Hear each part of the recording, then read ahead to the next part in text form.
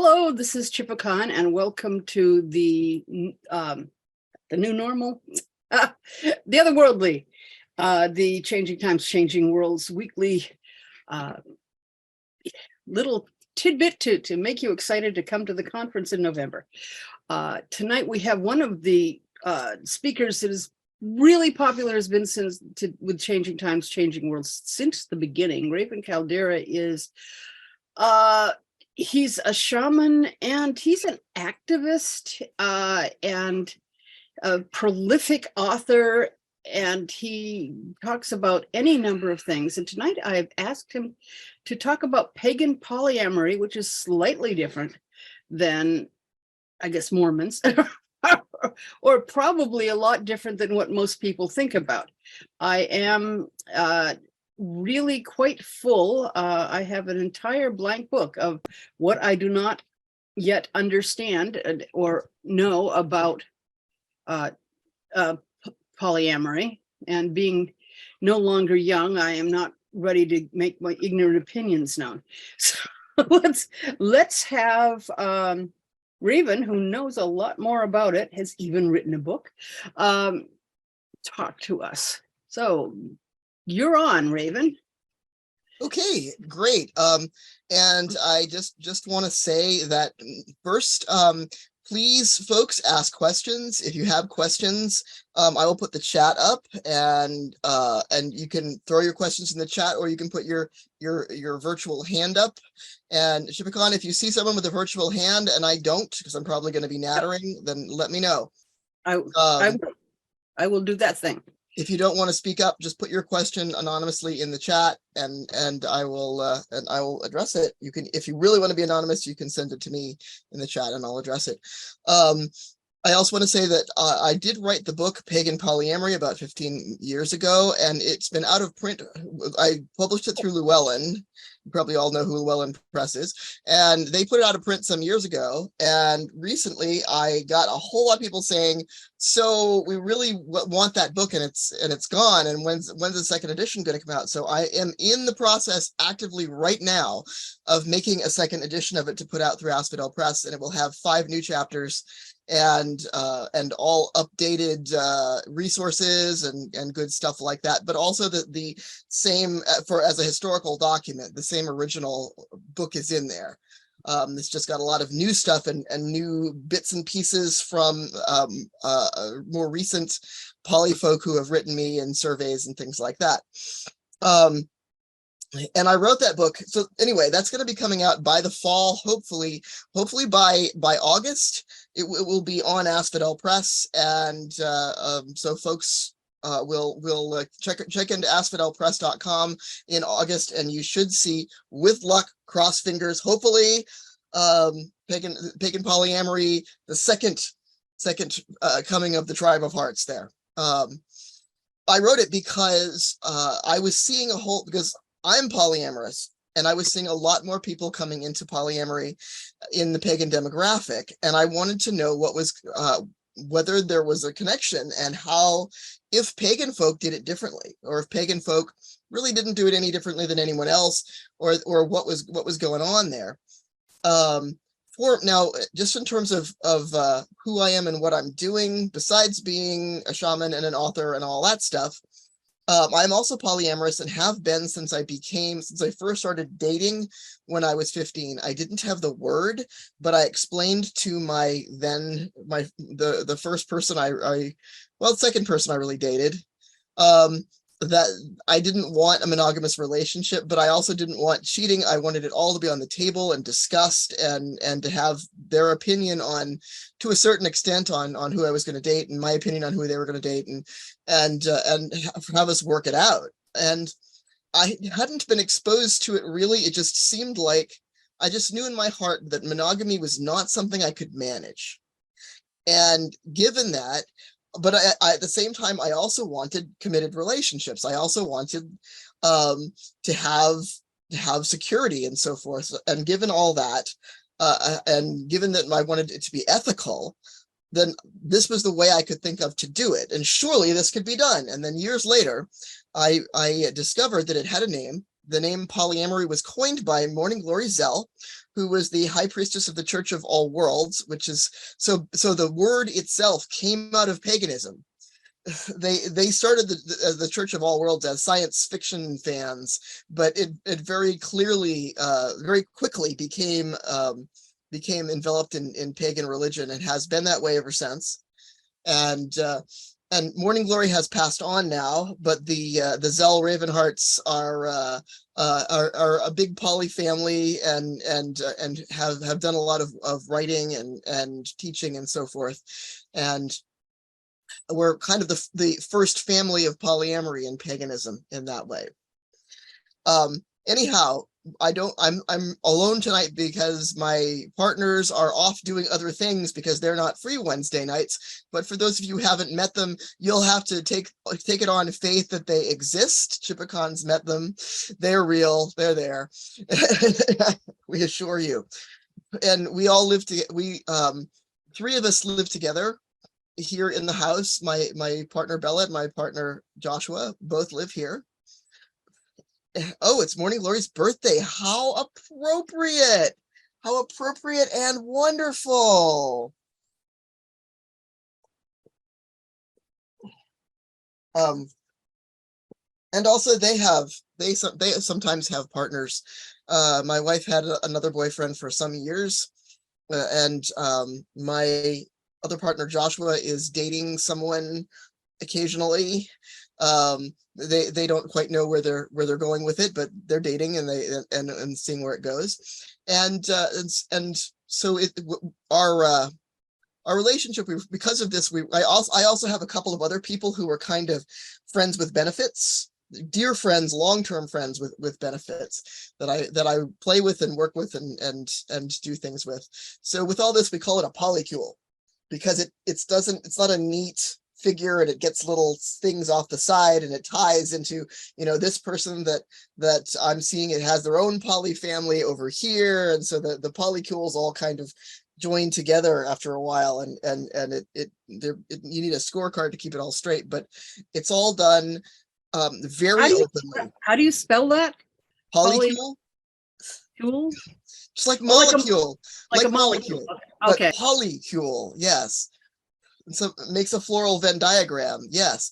And yes, so much communication, there has to be. And while polyamory is 100% worth it to me to do because I love my partners and because I'm happy with my partners, it is in a lot of ways grad school relationship. It requires, in order to make it work, it requires a higher level than like normal American sitcom relationship level of communication and of honesty and of being willing to talk about what's going on and your feelings and of problem solving and conflict resolution. A dyad, two people, can keep something limping along with not talking to each other about it for a very long time. As soon as you add another person, that blows up. We kid about the more people that are in the mix, the shorter the half-life of hidden problems becomes. Sorry, folks, I'm going to keep drinking because it's allergy season, and I am the trees are attempting to have sex in my nose and sinuses, and it's what it is.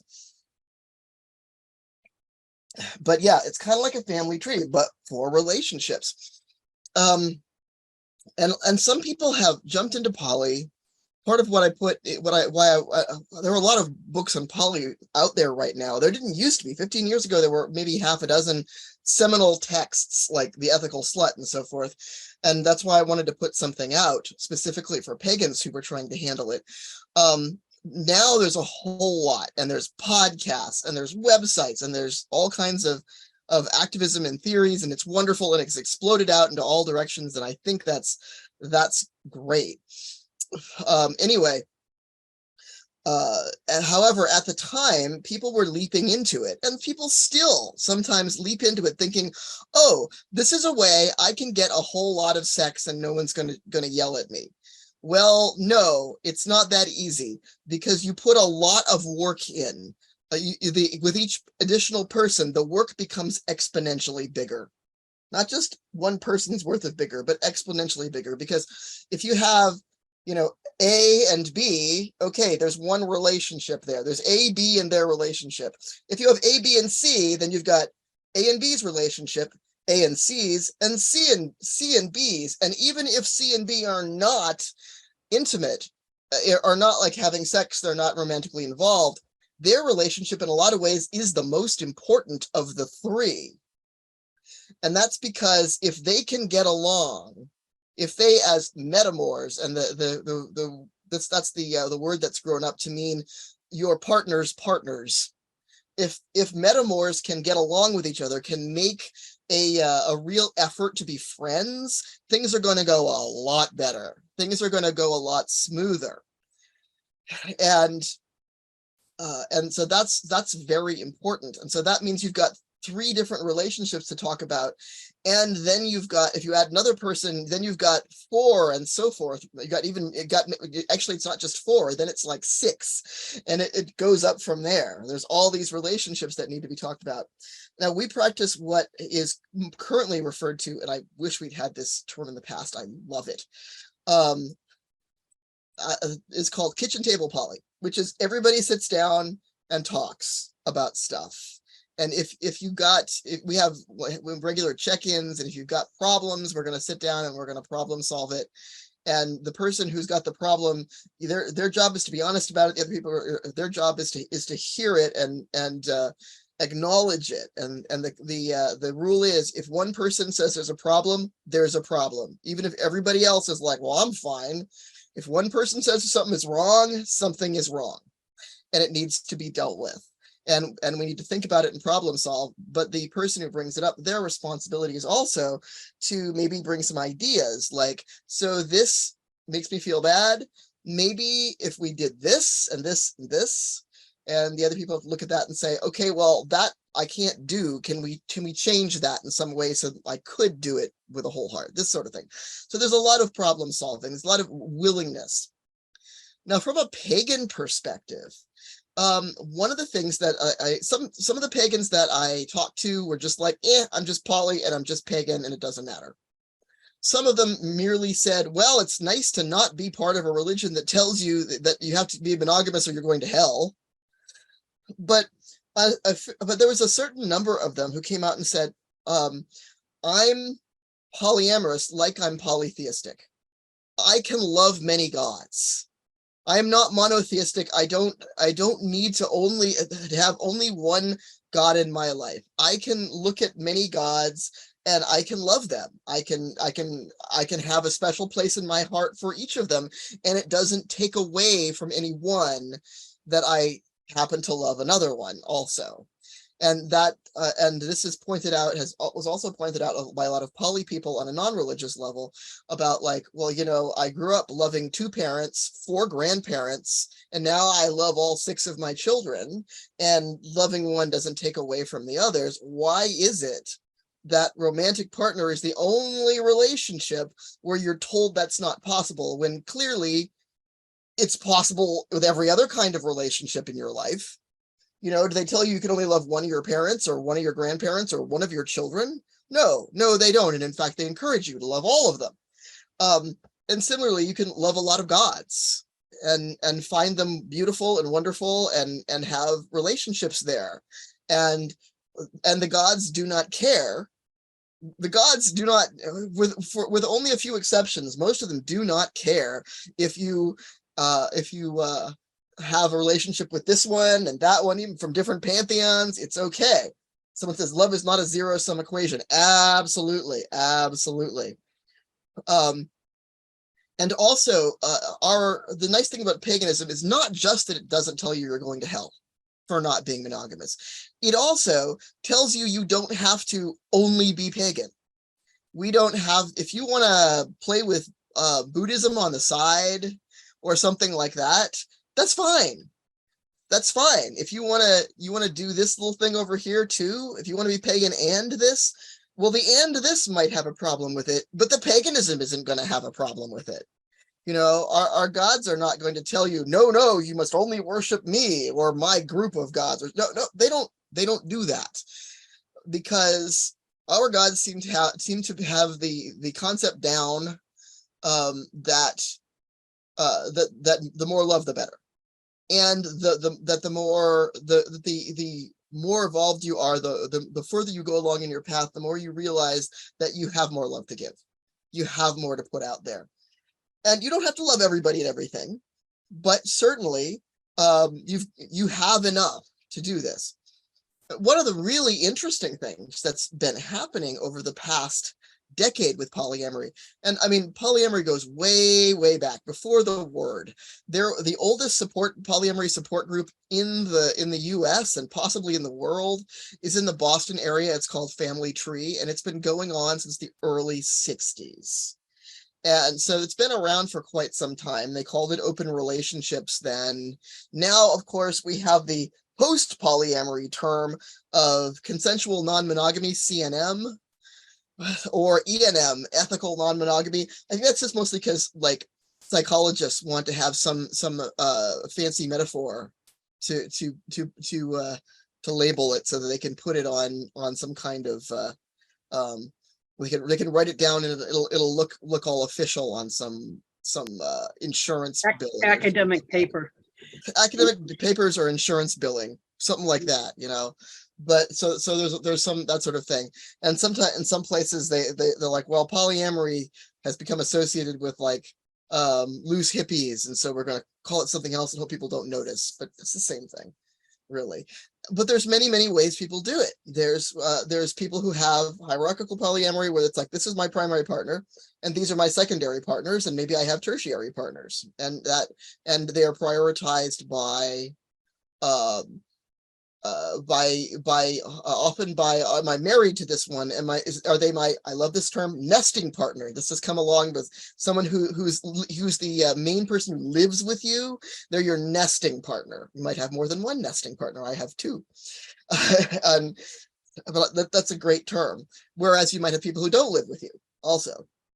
And then there's non-hierarchical poly, where somebody just has multiple lovers and they don't have a primary, or there are people who are somebody's secondary, and that secondary, but that person is their primary. There's people who just don't do any of that and just collect relationships. And then there's also a recent push for I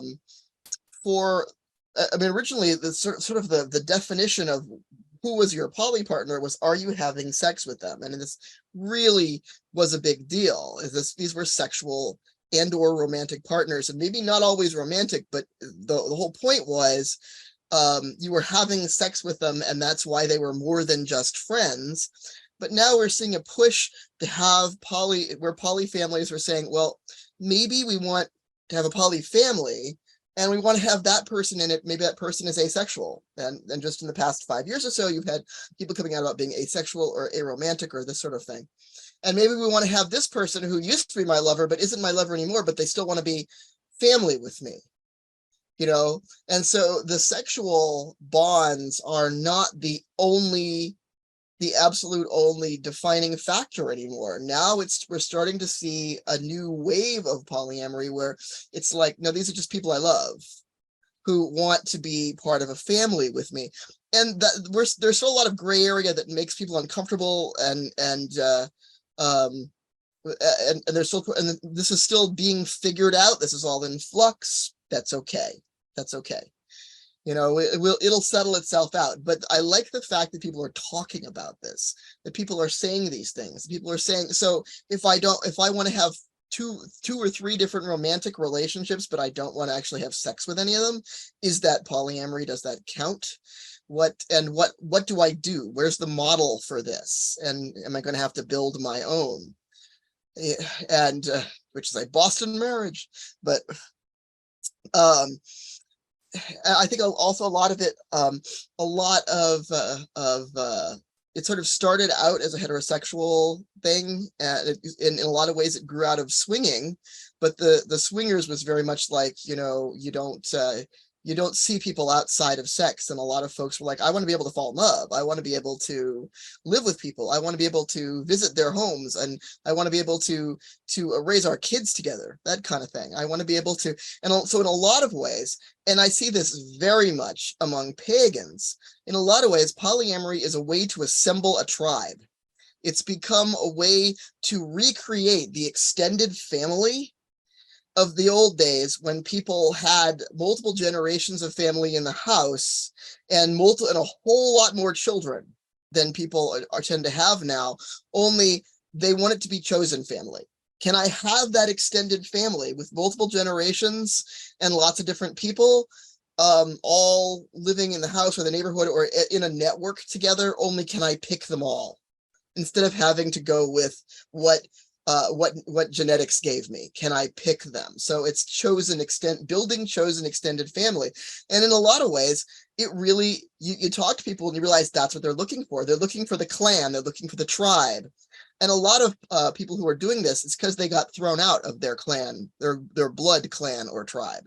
Their actual family perhaps wouldn't piss on them if they were on fire, or perhaps it's so dysfunctional they can barely bring themselves to visit once a year or something like that.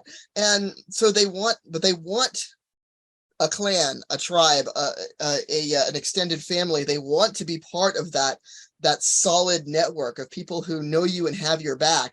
And polyamory is a way to build that, and is a way that forms bonds that are more solid than just, oh yeah, we hang.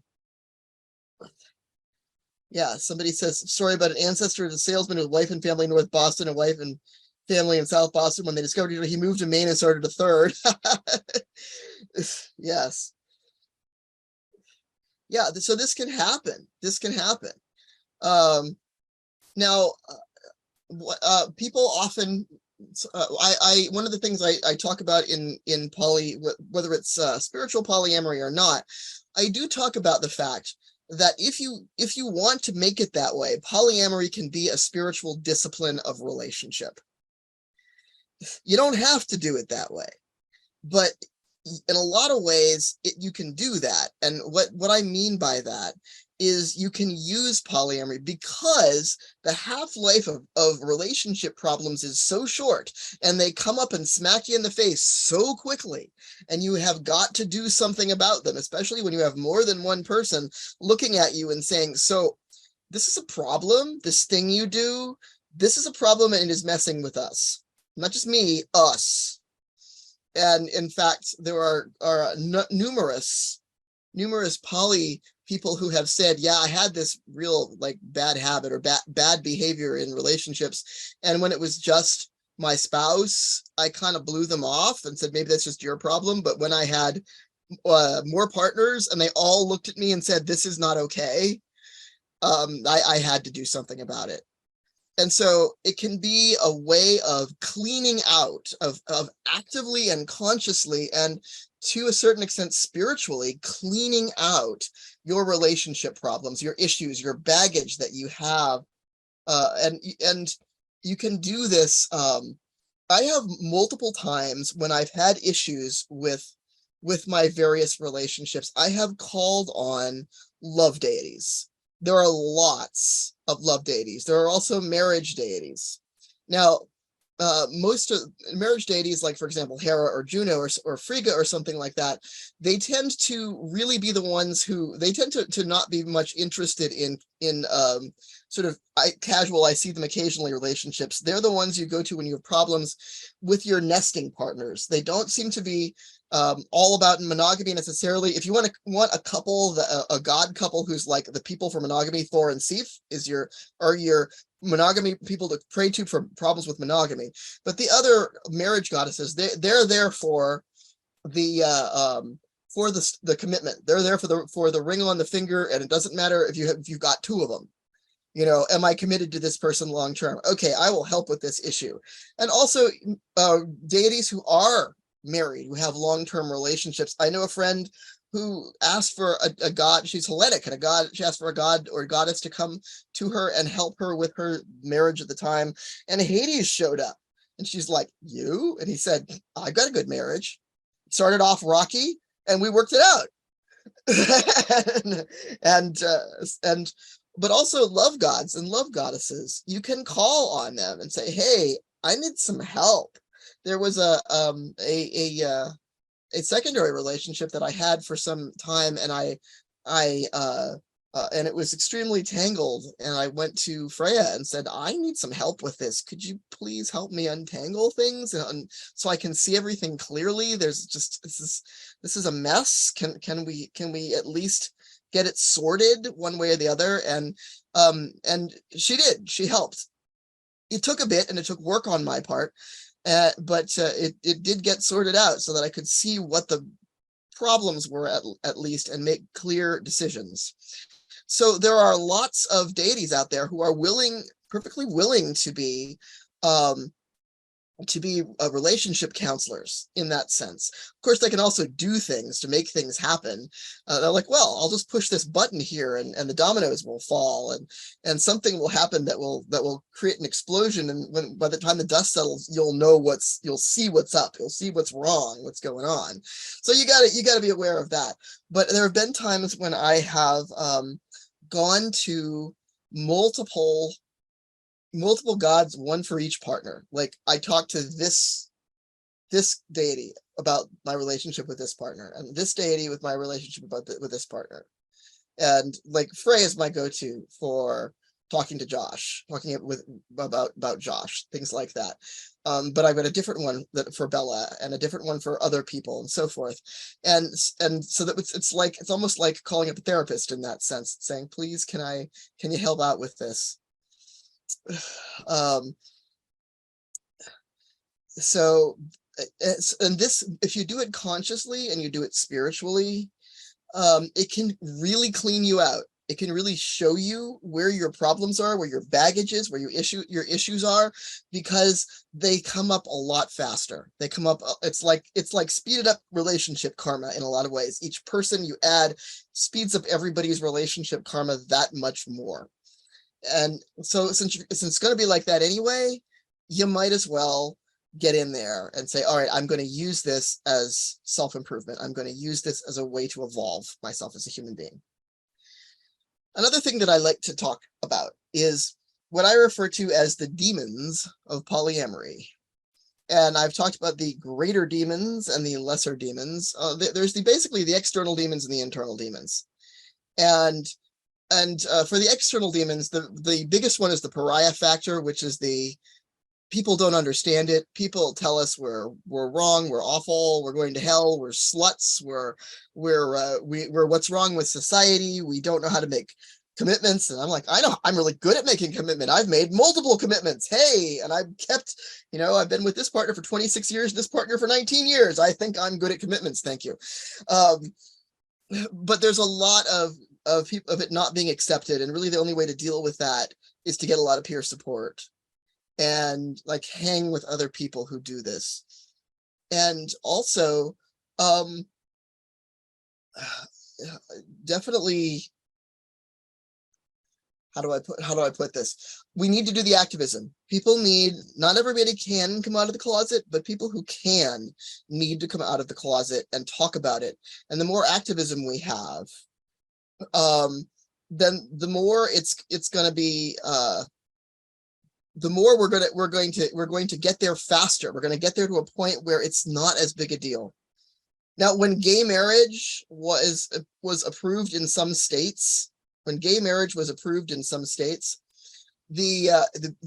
folks who were against it immediately jumped on the bandwagon of, and of course, next, these crazy people are going to be wanting to get married in 3s and 4s.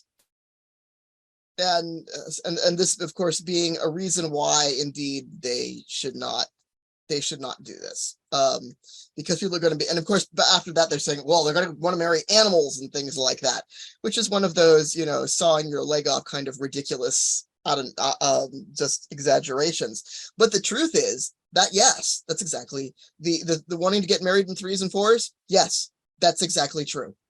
And a lot of poly activism has really started to pick up, and people are starting to think about, well, what would it take? to be able to marry more than one of my partners? What would that take? How would that work? How would it work? How could I change that ruling? And so that's a big issue. And another issue is scheduling. And you wouldn't think this would be a thing, but it's a really huge deal. There's a joke at a family tree that's been going on for decades that the mating cry of the polyamorous is get out your calendars. And that's because it's hard to schedule. It really is.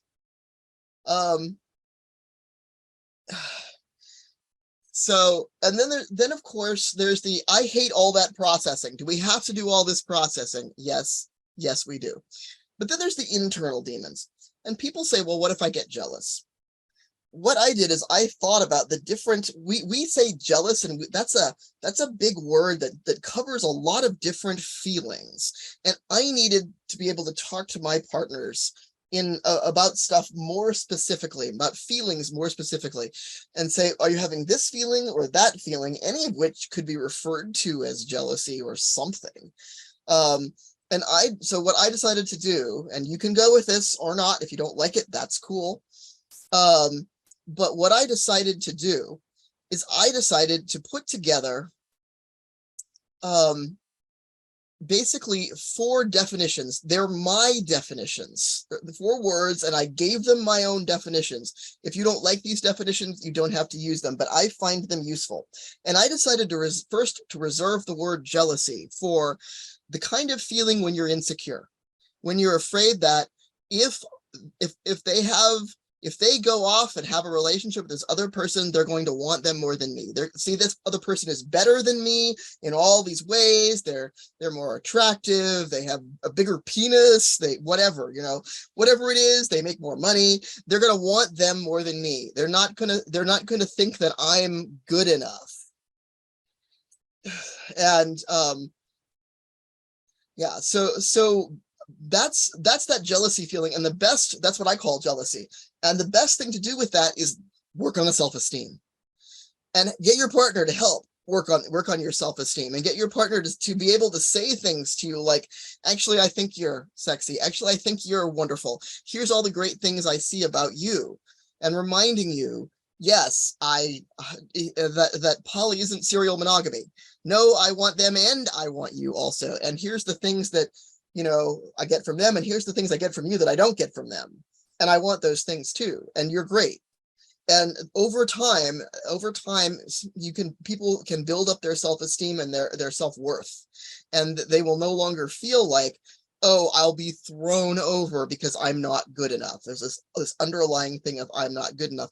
And low self-esteem is like a psychological version of the common cold in this country. It's really, really common. So it's a problem.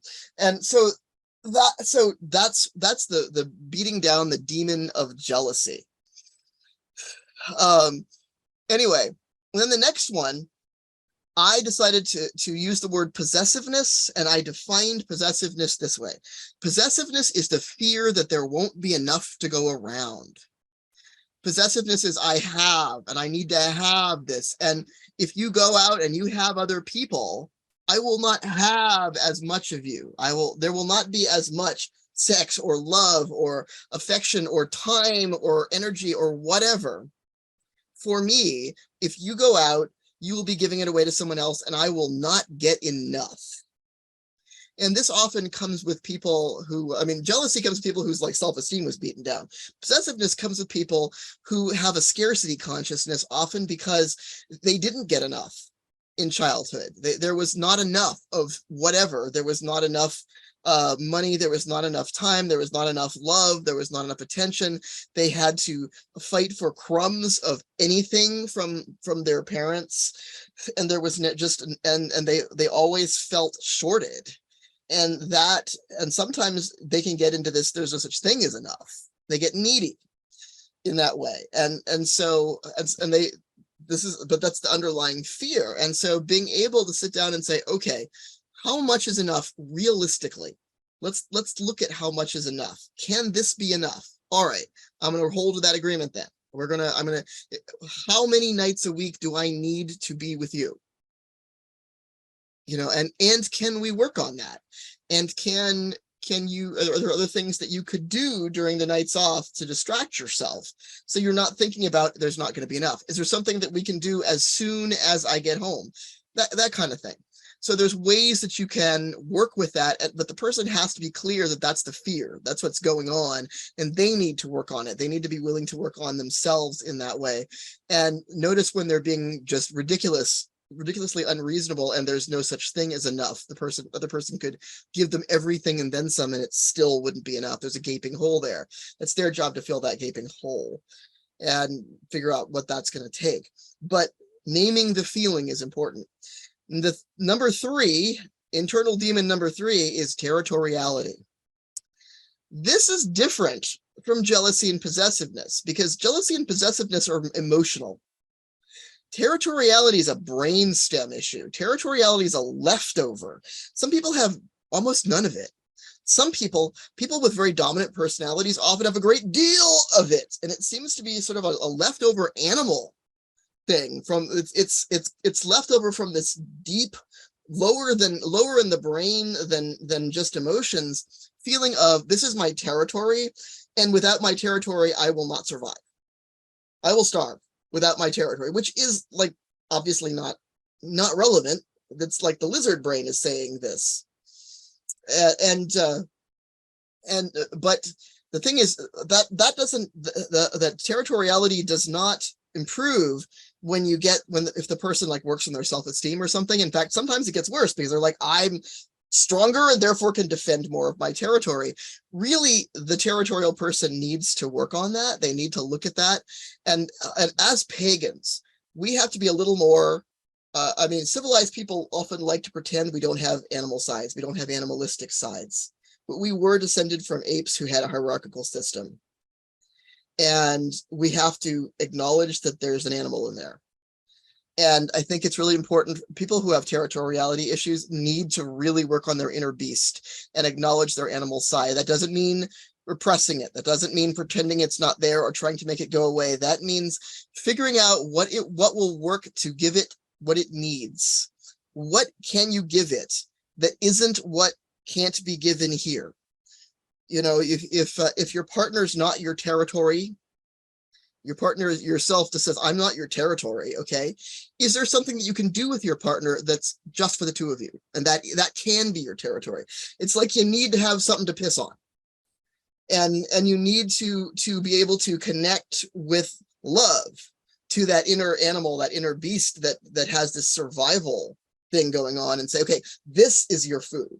This is your territory right here. This thing, we only do this with each other. Okay. But careful what you promise, because you don't want to then have to rescind that later because you found another partner who's also really into doing that, and you have to tell them no. So be careful what you promise there. Can you really hold to that? And generally we find that the territoriality, if it has specific things that are just its special thing. This is the special thing that we do together. This is something that animal part of me can piss on and say, this is mine. Yes, okay, I'm good. And that's a way of respecting that nature in oneself. And I think it's a very pagan way of looking at it, of saying, yeah, this is because my animal part of me is the part of me that is invested in survival. Whatever that means, it's invested in survival, and it knows about survival, and survival is first. And maybe it has some weird ideas about what survival means because it doesn't understand the complexities of human society. But it can often be, it can't have this treat, but it can have this treat. Okay, you can switch treats, and if the treat it has the right feel to it, it will settle for that. And it needs to be appreciated. Another example might be, okay, you go on your date and then you come home, and then we do something immediately that you come home, we do some thing together that reifies our relationship. And that's like the thing I can piss on. There's a variety of ways people have to pick this themselves. But this is how to manage territoriality. and the person, and in the pagan polyamory, I gave little rituals for working with all of these, and for the territoriality one, the ritual is literally that the person has to visualize their inner beast and wrestle it down and say, I am the alpha in this body. But once you don't get to say, I get to say, I get to decide. But once you've done that, it is not your enemy, it is your dependent, and you need to feed it. You need to hunt for it. You need to give it things. You need to find it a playground where it can play, where so you don't let it escape to the park down the street, basically. And the fourth internal demon is envy. And we don't think about this one, but this one dogged my first marriage like crazy. We were both technically poly, but let's face it, some people have an easier time in that unfair meat market out there than others. Some people can go out and maybe they have charm or looks or extroversion or self-confidence, or are a more popular gender or something like that, and they can find themselves somebody. And some people are shy and lack self-confidence and aren't stereotypically pretty and aren't charismatic, and they're gonna have a hard time with it. And so the envy problem comes when both people are enthusiastic about polyamory. Then you have a couple starting out, and they're going to go out and they're going to find other partners, and it's going to be great, and they're like, sure, I can do this. And one of them goes out and finds somebody fairly quickly, and the other one doesn't. The other one cannot find anyone to save their soul, and it may take years, and they become envious. I want one too. What you've got one, I want one too. This isn't fair. This feels unfair. And sometimes they might say things which we found usually doesn't work. Things like, well, you have to find someone who will be with me too, or you have to find me someone, or something like that. And we found this does not work. This usually is a poor idea. Yeah, somebody said something about work schedule. Yeah, if you've got a terrible work schedule, you're not going to have time to go out looking necessarily. Whereas someone who has a lot of free time and a car, and also people who don't have kids at home, it's easier for them to go out looking. So you can have this envy problem, and that is difficult. And yeah, and that's something that the couple needs to work on together. And there's other problems. One of them that we do talk about with poly is called, I used to 20 years ago, used to call it shiny new lover syndrome. Now they call it new relationship energy, NRE, so that they can have a little anagram there. But I used to just call it shiny new lover syndrome, which is when you've got the new partner and it's all a new big adventure, and you neglect a previous partner or partners because you're busy with the new adventure. And that is something that people need to not do. People need to really not do that, because it will exacerbate all four of those other demons, internal demons, in your partner. It will, if they're already worried, then you having shiny new lover syndrome and not giving them enough is and shorting them in some way is going to make this all worse. It's going to make it all worse for them. So being really conscious is very important. And one of the things that I did was I literally asked some of the love gods that I work with to kick me in the ass if I do something really obvious. If I start doing the shiny new lover syndrome thing, take a clue by 10 and knock me in the head. Please. I know you're capable of doing that. Please, gods, just bang me upside the head and say, not okay. Stop that. Go put some time and effort into your existing relationships right now. And they did. They were willing to do that. And so in a lot of ways, my gods have helped my poly in a very real way. So I'm down like 15 minutes. Does anybody have any questions or any particular subjects that you'd like me to cover? Because I could talk for 6 hours on this. And Shipicon says, taking time for your older kids when there's a new baby. Yes, especially since a new baby, you know, they need the diapers changed and everything. And the older kids can be like, you never look at me anymore. And that can happen. Everyone's all, oh, and with a new partner, because you've got all this work to do, all these questions to ask, all this stuff to find out about them, and all this scheduling to do, and often it's hard, and you have to take it slow, and you have to be mindful. Shiny new baby syndrome. Yes. Well, one would hope. Well, I am. It seems to me that the hardest part would be the scheduling, Yes. the time. Mm-hmm. It's hard enough to respond to one spouse at a time. Yes. Without having to. But and that's something we see is people get enthusiastic and they bite off more than they can chew. And that's one of those things that sometimes you don't know until you've failed at it.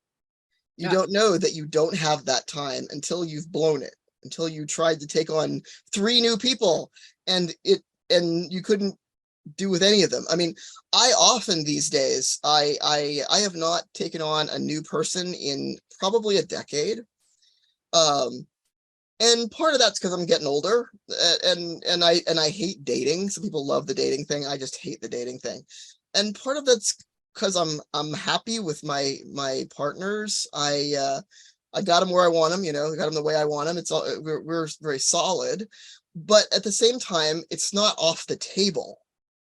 And but the main reason, the biggest reason over the past 10 years that I haven't taken up, especially for the past 5 or 6 years. I mean, there was that pandemic in there, which just shot everything to hell for 2 years. And let me tell you, polyamory in a pandemic, that sucked. One of my tertiary, like, dear friends with benefits who is very dear to me, and we are sexually active together, I wasn't able to touch him for months. He would come over and we would sit 6 feet apart, and it was really rough. That went on for months and months because he was quarantining with his housemates at the time, and eventually his housemates quarantined. They became too unsafe, and he had to leave the house. And then he was quarantining with his parents because he had nowhere else to go. You know, it was just crazy. And then finally he was like, can I just spend like 3 months there and I'll camp in the back field, and after like 10 days we can actually touch. And we did that. And then he had to go off and quarantine with somebody else, but it was rough. But besides that ridiculous, the global pandemic emergency stuff, the main reason has been because I'm so busy. I have so much work and so much to do. I barely have the time and energy for the partners I've got. And I feel like while I have looked at people and said, wow, you are an awesome human being, and I think maybe there's some chemistry here, and we probably would get along and have a fun time, I don't want to set either of us up for failure here, because I don't know that I have it to give. I don't know that I have the time and spoons to give. I also have a chronic illness, and between chronic illness and multiple jobs, that sucks up an awful lot of time and energy. So, and that's been sad. It's not off the table though, and something might come up that fit with my life. Who knows? Or perhaps there will be, less work or something. Things change. And part of polyamory is understanding that things aren't static, that sometimes situations change and you have to shift and roll with the punches, and you have to, one partner becomes disabled, people have to all pitch in and figure out what to do. How is this going to work now? New baby happens, that throws everybody up in the air, whose responsibility is what, including responsibilities to be good about, new parents saying, I'm sorry, all this sort of thing. There's all sorts of stuff. All sorts of stuff can happen. Strange question. Sure. Does this mean that you have to, if one pair or a pairing within a polyamorous relationship has to negotiate with the entire core tribe before they're allowed to have a baby?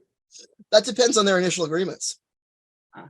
These are custom built relationships. The whole point is that this is custom built, is that everybody gets together and says, all right, how do we want to do this?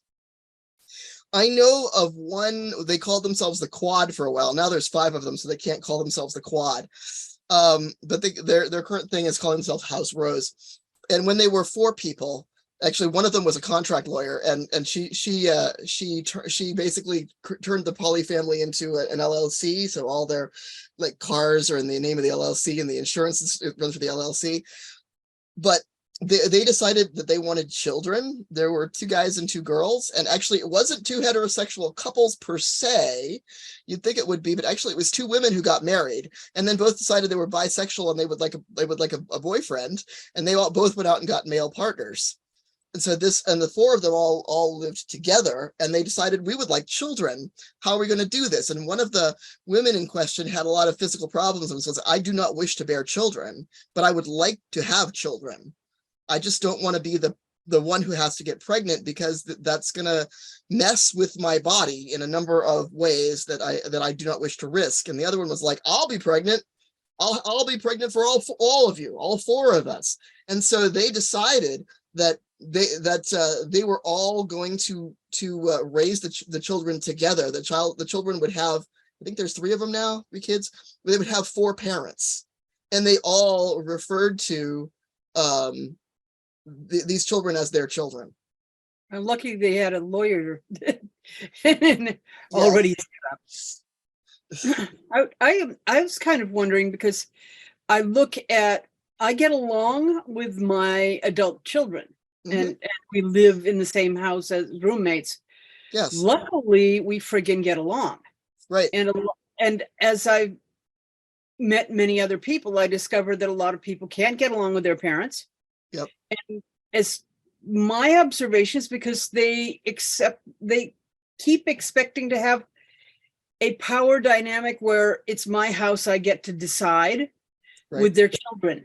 And I kind of wonder if this, do some poly families need 2 houses? There's an old thing about Japanese, the character that trouble is 2 women under one roof, which one of our groups dealt with by putting 2 kitchens in the house. Yeah. So. I know poly families who have had everybody live apart, and they have like a room in some, they each have more than 1 bedroom, so one's for them and one's for other people who visit and things. I know poly families who have bought multi-family homes, like 2 or 3 apartments in 1 block, that kind of thing. And I mean, I've got 2 who live with me and others who don't, because they have their own homes, and they want their own homes, and they need their own space. I know people who are in poly families who like to live alone. They want to visit, but they want to live alone. They really need their own quiet space with no other human beings living in it. So again, these are custom built. Each bunch of people decides what they will do, what their rules will be, what their logistics will be. That's why there has to be so damn much communication. Everybody needs to say, okay, so this issue, how do we want to do this? What's everybody's opinion? And can we, if there are differences, can we figure out a way to work this out? Yeah, I keep looking at the child-parent relationship, and how there's a transition. Once the child is no longer nursing, it's not dependent on the mother. Once the child is able to walk around and reason, he or she can do a whole lot of things. Once they are legally able to leave, they can do almost everything. But their relationships may still be stuck. I find that pagans are a lot more ready to just say, oh yes, you're a person who decided to come and live in our family. Yep. And they accept the fact that they're another human being from the get-go. And that I think may help. I don't know. You don't see child as a possession.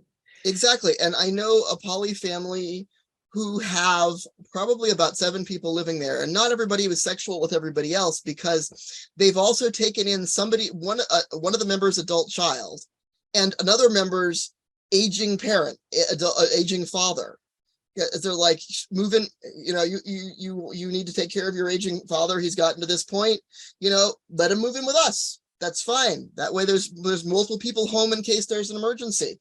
And they all consider themselves part of a family in that sense. And there's the 19-year-old who isn't sexually active with anybody in the house, and the dad who isn't sexually active with anybody in the house, but they've become part of the family. They've become part of it. Again, it's creating these extended family bonds.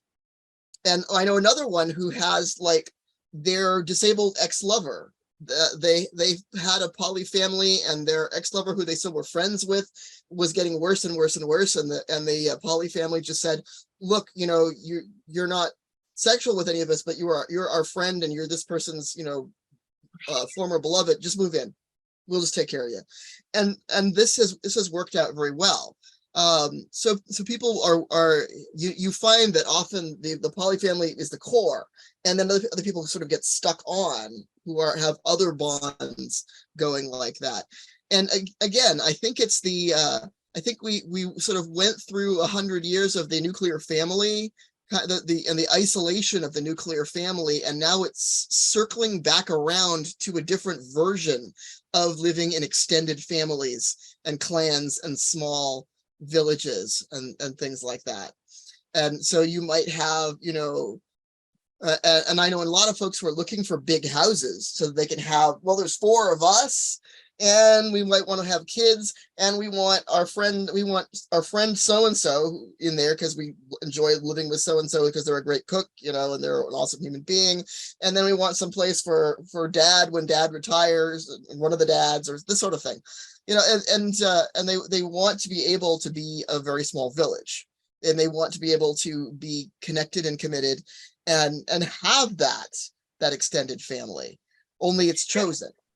I'm thinking about how the law gives us a hard time with, especially with the gay marriages. Like, yeah, well, you don't get to choose when your lover dies because you weren't legally married. You can't visit them in the hospital because they're not. This got to be an issue within a poly relationship. Is that that's the external demons? It absolutely is an issue. I am married to Bella. I'm married to my wife, Bella, but I also have my partner, Joshua, he's no fling. He's been around for 19 years. I mean, this is, people would look at that and say, that's not an affair. That's a marriage. But I can't marry him, even though gay marriage is actually legal. Polyamorous marriage isn't.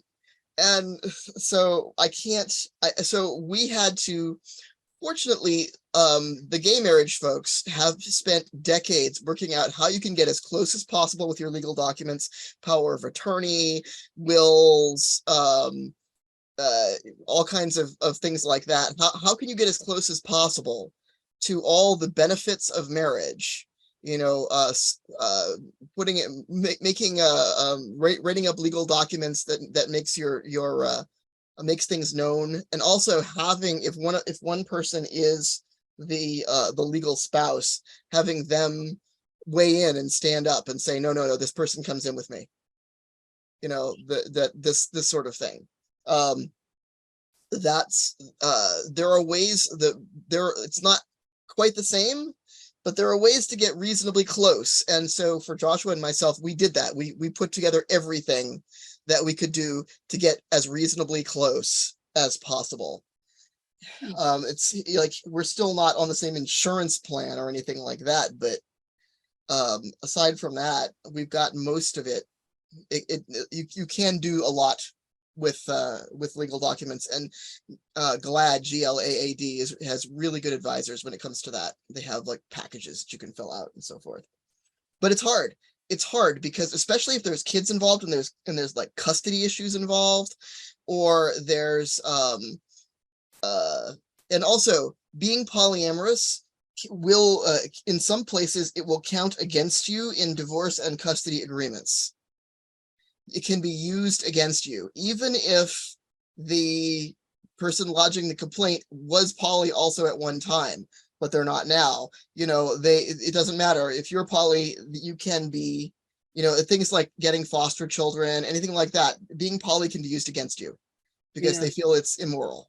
Because the other lawyers got their licks in first. Or because it's not normal. And there's this assumption that the polyamorous people are all just a bunch of like sluts with hot and cold running orgies all the time that the kids shouldn't see, or that kids will be damaged by seeing their parents be affectionate with more than one person.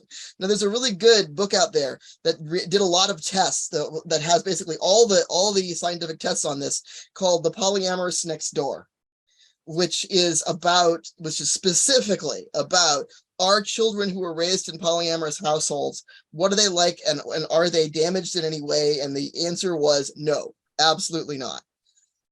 Absolutely not. So, although it is true that sometimes it is inherited in the sense that my daughter is polyamorous because she grew up seeing it and seeing it done well and healthily, and was like, well, this is a perfectly good option. So most of us don't have the skills. Yeah. To do that. I just keep thinking about the Christians I know who like, well, if we can't have reincarnation, because then when you die, you might wake up and you'd have more than one husband in heaven. And what do you do then? It's like, you haven't got a body, don't worry about it. But you open your heart and you learn you love more than one person. That's all. Yeah, I think that polyamory is only available to the people who are old souls who can handle the things. But I think it only works well if you have enough relationship skills to make it work. And if you jump in without those, then you have a very steep learning curve, and you better get on it. Okay, I'm going to call for last call for questions if anybody's got them, because I see that we used it up an hour. Easy when Raven is so fascinating. But any calls? I'm not seeing any. So I guess we're just going to thank you. Thank you so much, Raven, for explaining more about this to us. And of course, more people on the YouTube channel will be able to see it. And Raven is going to be speaking we've already got him lined up for a couple of classes at Changing Times, Changing Worlds. And if we can get some more reservations in, we can maybe get another. I will be there. I can't remember offhand what I'm doing there, but I'm doing stuff. And so I will hopefully be there. And if the event it ends up being a virtual conference, I'll be there too. So we're all good. Well, no, it's not. Why would it be? The conferences, everybody wants to go back. And so this is just saying, well, what if we don't get enough? It's 6 months away. Anyway, so I'm going to push the button, and we thank everybody for coming to